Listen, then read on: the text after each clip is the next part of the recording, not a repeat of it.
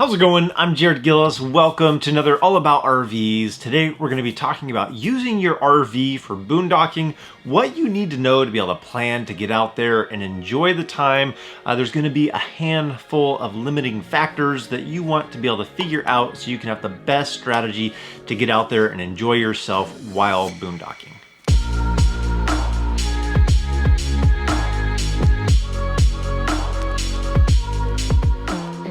RVing is one of those things, whether you've done it for a couple of decades or it's something that you're brand new to, there's always something new to learn or something new to implement to help you enjoy that process even more. So boondocking or just using your RV off-grid is really no exception to that rule. Using these RVs to the full potential can really help you enjoy that process and find some amazing places to get out and see. So today we're going to take a look at I would say, three large areas that you need to overcome, or the hurdles that you need to look at for getting out there and enjoying the off-the-grid process. And there's a lot of little things that are going to fall into here, but number one is going to be water resources. How do you manage that? How much can you take out there? How much can you hold? How much can you contain? How are you going to get more water while you're out there? And where are you going to find those resources? Number two, what are you going to do for power? There's tons of options out there, from solar, great battery solutions, to generators, to all kinds of different things that we can do, power stations. So we're going to look at a handful of those solutions out there. And then one of the big ones, the third one that a lot of people will overlook, is location. How do you find these places? How do you get the information knowing what you're getting yourself into, and can you get yourself out of it, and what kind of resources might be around there in that individual location? So let's dive into these, figure out our solutions so that we enjoy the process rather than fighting against it. So as we start off, a little piece of advice is I would say it's great to get out and try your RV. Go to an RV park that has hookups where you can have sewer and water and power, to where you can have those as a safety backup so you can still enjoy your time there. But experiment. Try using your RV with just the water pump and the storage of water on there. Try and not plug in your RV and see how you enjoy using those aspects of the RV if you weren't on the grid. But using it in a controlled environment where you can test it can be a lot of fun and can give you a lot of information. So let's start off by looking at the water system. Using the freshwater system in your RV, when you go to fill it, you want to know how many gallons are going into your fresh tank. So that way when you go out there to test it, so you can know how comfortable it is to use your RV while boondocking, you want to know how many gallons that is. So that way if you want to take extra gallons in jugs out there, or be able to transport more water out there than your RV can carry, it'll give you a gauge on how much you would like to bring that is extra. So it'll be very valuable information. So you can either look that up and see what the carrying capacity for fresh water is on your RV, or you can get one of those meters so that when you're filling up your freshwater tank, you can see how many gallons are going into it. So it's very valuable information for knowing what your RV can do. Now, when it comes to water as a resource for using your RV off-grid, is the one thing that my family least enjoys. So if I were to ask my wife, she would, in the most adorable way, say the thing that she doesn't like is the short, miserable showers. She likes to be able to take an enjoyable long shower, not have to worry about water. Miserable showers. Miserable short showers. Or short, miserable showers. But we do have some solutions to being able to get fresh water. So this is a collapsible bag that we can bring fresh water in. You can put a lot of water into these when you fill them up. It's great. They expand, they shrink down when you don't have any water stored in them, so they're easy to store and easy to have on hand.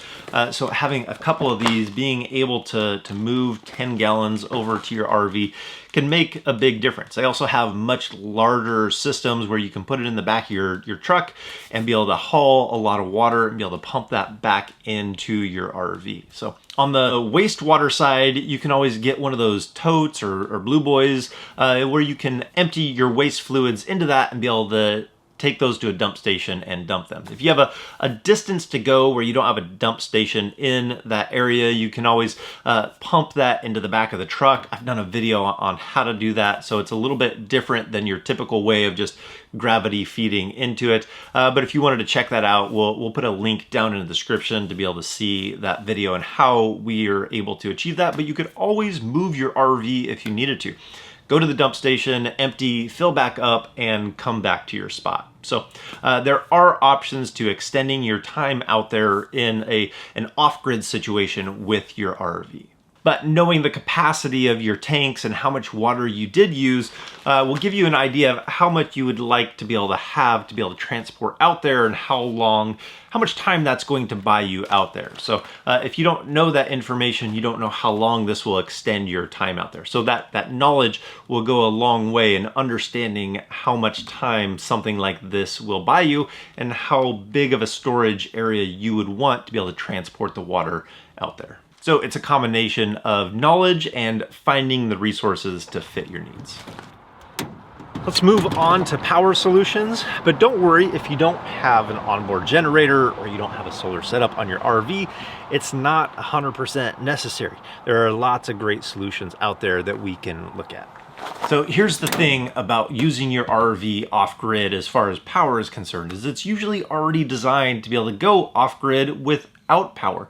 Your lights are gonna work, your water pump is gonna work, your heater is going to work, your fridge is going to work. Using the 12-volt power supply and the propane that you have on the RV, all those systems are going to be functioning. So really it boils down to, after you experiment around with this, what level of convenience would you like to be able to go and boondock with? So a lot of great solutions. We've done videos in depth on a lot of these different things. So inverter generators are fantastic for getting that AC power out there. You're able to charge up your batteries. It's a really simple way to go. There's the solar and the inverter setup that you can do on the entire RV. We have lots of videos on that. And then power stations. They've been coming a long way with power stations. So being able to charge these up quickly, giving you some AC function while you're out there without having to do a big setup or have a big generator or something like that. But being able to store power, basically a battery bank with a little inverter built into it so you could plug things in, can give you a little bit of power while you're out there. So find what fits your needs. One thing about the battery bank inside your RV, unless you've switched over to lithium and done all that with an inverter, lead acid batteries are going to take a long time to charge up. So don't assume just because you can run that generator for an hour and a half or 2 hours that you have those batteries charged. So I'm going to put a link to a lot of the different power discussions that we've had and videos that we've talked about, how to monitor those batteries, how to charge them up, all the different things about that I'm going to put in the description below. There always seems to be new technology coming out for power solutions for RVers. So as those things come out, new technology hits the market and those things become available, we'll always be updating those kind of solutions. But one thing that you also need to keep in mind is, where are you gonna go out boondocking?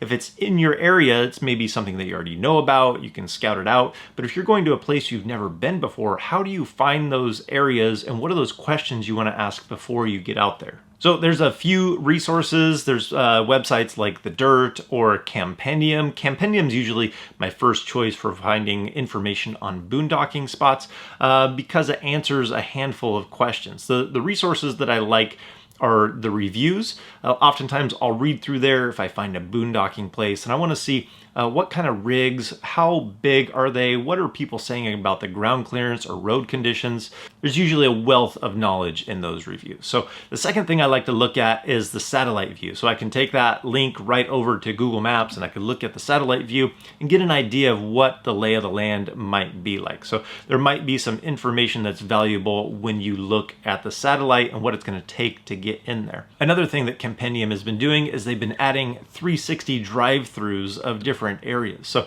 if you want to get an idea of what it's like to actually drive through that area, how many sites might be be available, what might be accessible for you and the ground clearance of your RV, you can jump onto that YouTube channel and you can drive through the area of where that boondocking site is. And you can kind of move the camera around and be able to check it out. That's a really handy way to be able to check it out before you actually get out there. Often with these boondocking locations, it's going to be a first come, first serve. It's a, if you're there and it's available, you can take it, but it might be full. So I would recommend, to be prepared, is to have a backup plan, because if you get there and it's taken and you only had one option, you might be driving around trying to figure out what would be step number 2. So having that second option already in the back of your mind so that you have a direction to head if option 1 is already taken. So it's gonna help you not get frustrated with the beginning of your trip. Another thing I like to look up as far as location based is weather. So you want to know if a storm is coming in. It might be dry road conditions on your way in. It might be slippery and muddy on your way out. You would want to know that before you put yourself in a situation where you might get stuck. So check weather. If you're near the beach, check the tides. You want to know those things so you don't find yourself in a dangerous situation and you have the ability to get yourself out of a place that you got into. It's also a fantastic rule to follow, is to leave the area better than when you got there. We don't want these places shut down. There's way more RVs on the road this year than there was last year, and so taking care of these places so that they don't get shut down and closed down is just going to ensure that we can come back to these places year after year and enjoy the use of the land. So I think that's going to do it for today. I hope you guys enjoyed this video. If you did, give it a thumbs up. If you want to see more videos about RVing, hit that subscribe button. And if we don't see you on the road, hopefully we will see you next video.